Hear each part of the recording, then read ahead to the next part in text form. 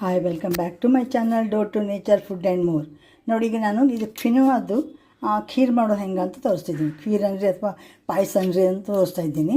2 ಸ್ಪೂನಷ್ಟು ಹೆಸರುಬೇಳೆ ತೊಗೊಂಡಿದ್ದೀನಿ, 2 ಸ್ಪೂನಷ್ಟು ಸಾಬೂದಾನ ತೊಗೊಂಡಿದ್ದೀನಿ, 4 ಸ್ಪೂನು ಇದು ಕ್ವಿನೋವಾ ತೊಗೊಂಡಿದ್ದೀನಿ. ಇವನ್ನೆಲ್ಲ ಸ್ವಚ್ಛಾಗಿ ತೊಳೆದ್ಬಿಟ್ಟು ನೆನೆ ಹಾಕ್ತಾಯಿದ್ದೀನಿ.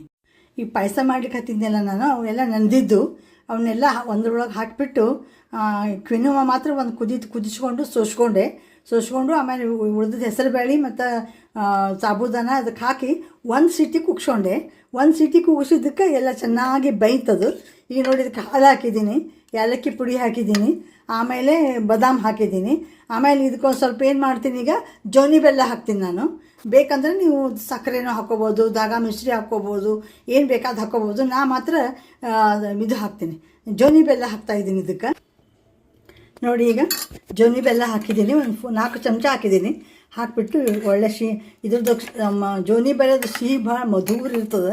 ಅದರಿಂದ ಪಾಯಸನೂ ತುಂಬ ಚೆಂದಾಗಿ ಒಂಥರ ಸ್ವೀಟ್ನೆಸ್ ಬರ್ತದೆ ಅದಕ್ಕೆ. ಈಗ ಹಾಕಿದ್ದೀನಿ ನೋಡಿ, ಎಷ್ಟು ಚೆನ್ನಾಗಿದೆ. ಈಗ ಇದರ ಮೇಲೆ ಮಾಡಬೇಕು, ತುಪ್ಪ ಹಾಕಿಬಿಟ್ಟು ಒಂದು 2 ನಿಮಿಷ ಮುಚ್ಚಿಟ್ಟು ಆಮೇಲೆ ನಾನು ಸರ್ವ್ ಮಾಡ್ತಾಯಿದ್ದೀನಿ.